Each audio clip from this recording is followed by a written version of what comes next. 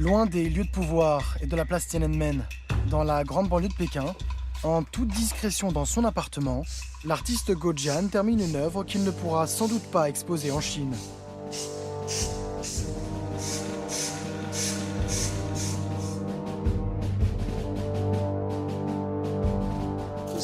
C'est la place Tiananmen, et ça ressemble à un champ de bataille, comme s'il y avait eu un bombardement. Je pense qu'un jour, ça arrivera. Vision d'apocalypse. À l'abri des regards, Guo Jian s'attaque à l'un des symboles du régime. En Chine, il y a des démolitions tout le temps. C'est très facile pour le régime de détruire votre atelier. Avec cette reconstitution, je veux leur dire, je ne peux rien faire contre vous, mais à travers mon art, moi aussi je peux détruire ce que vous aimez. C'est une sorte de revanche. En Chine, seuls quelques dizaines d'artistes engagés mêlent art et activisme.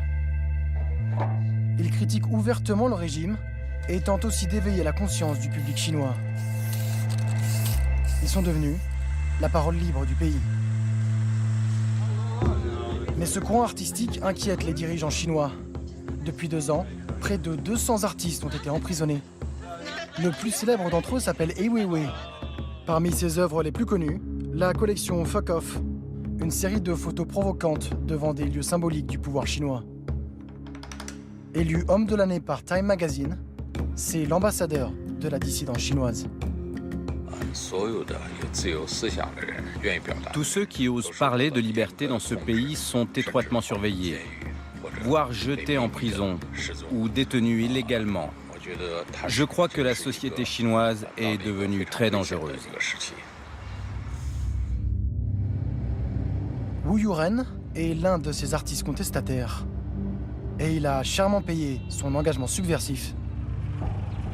Il s'est fait connaître avec cette performance filmée par d'autres artistes.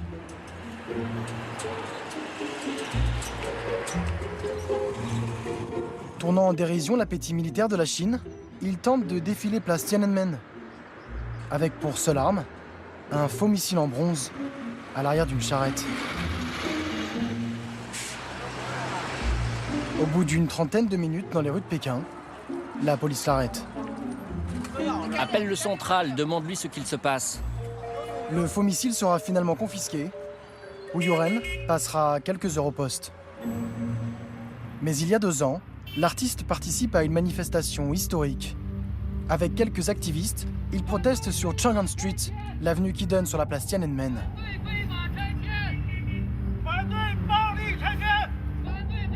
Wu Yuren s'oppose à la destruction d'un quartier d'artistes contestataires.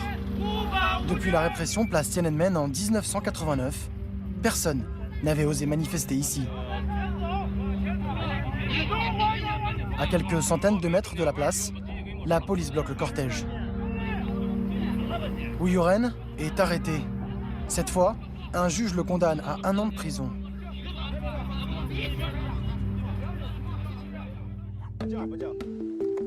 Depuis sa libération au printemps 2011, Wu Yuren vit ici, au cœur d'une zone industrielle.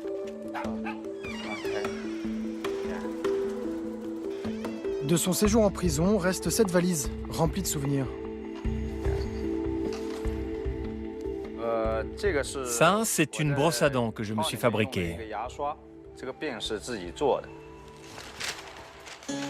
Auprès d'un garde, Wu Yuren réussit à se procurer du papier et un crayon. Le prisonnier s'évade dans les dessins de son quotidien. Voilà le dessin de la cellule dans laquelle nous dormions. Nous étions une vingtaine, allongés sur des planches, à même le sol. Et il y avait 2 gardes qui nous surveillaient toute la nuit pour éviter les tentatives de suicide. Son incarcération lui a inspiré sa dernière performance. Il s'est filmé dans un décor de cellule où il joue lui-même le rôle du garde et celui du prisonnier. Pour l'instant, aucun musée en Chine ne l'a exposé. Cette expérience en prison m'a appris une leçon. On m'a pris ma liberté. Mais quand je suis sorti, je me suis rendu compte que la Chine n'était en fait qu'une immense prison à ciel ouvert. Des artistes emprisonnés. 2 jours après la libération de Wu Yuren, son ami Ai Weiwei est à son tour arrêté. il passera 81 jours dans une prison secrète.